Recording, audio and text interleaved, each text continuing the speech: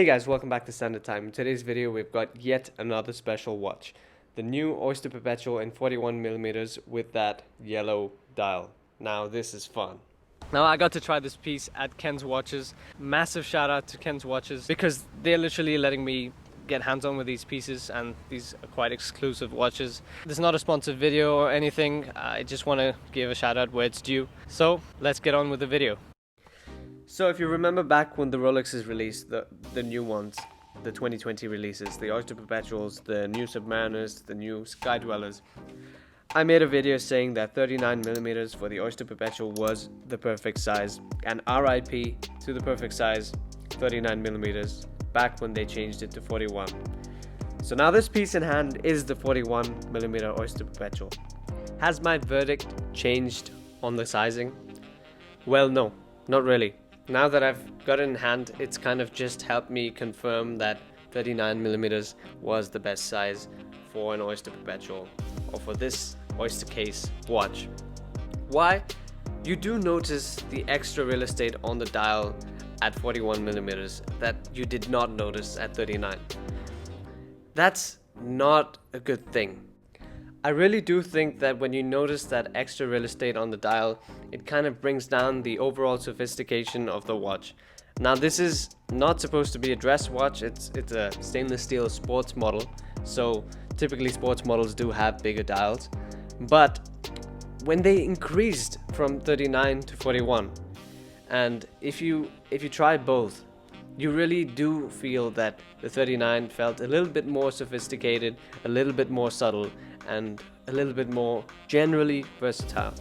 Now that's not to say that this yellow, bright yellow, or any of the new colors are actually versatile watches. No, they're definitely not. They're just fun watches.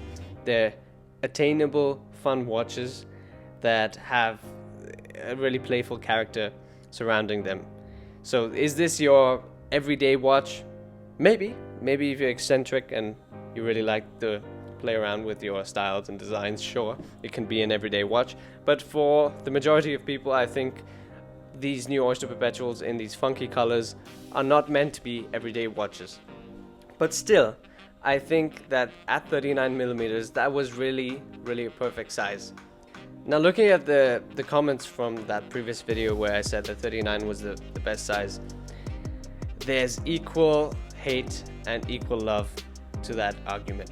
So I know a lot of you are going to disagree with me even in this video, and you're going to say stuff like 41mm is a basic size for a man and such things.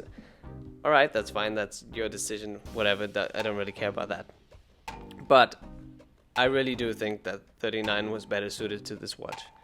Now, let's forget the size. Let's go on to what has really improved about this piece. The new movement, the 32-30 movement. Now, the main improvement in any Rolex new movement tends to be the power reserve, because they've got the accuracy nailed down between +2 and -2. I don't really think it goes anywhere further in terms of accuracy. Maybe +1, -1, but yeah, that's unlikely to be seen. So they've improved the power reserve. It's now 70 hours, kind of simply to match the Tudor line that they also have running. So is that a real improvement? Yes, it is a real improvement, but I would have liked to see more. They could have easily done more. Well, maybe it's not that easy, but they should have done more considering the prices they charge for these watches and how much more this watch is over the Tudor Black Bay. Now, of course, the movements are different, so you can't directly compare them, but really, come on. Rolex, you're supposed to have Tudor as your sister company. It doesn't seem like Tudor's any younger. So, the dial. Beautiful, rich dial. Lovely colors on the new Oyster Perpetuals. I particularly like the new pastel colors, but here we've got the yellow, which is also superb, really rich, and really nice in person, but it's absolutely not versatile in any manner. So this is really a fun, eccentric watch. I would not expect anyone to wear this on a daily basis or in a formal context. So this is not a dress watch, and it's not that utilitarian either, so it's not a full-on sports watch. but it sits in that weird stainless steel sports watch bracket that kind of encompasses all stainless steel watches in Rolex's lineup. So it is whatever you want it to be, I guess. So what else has changed? Nothing much really. It's the same Oyster Perpetual. The quality is really the same as the previous generation. Everything is fantastic, solid in the hand, 904L steel. Beautiful, beautiful watch.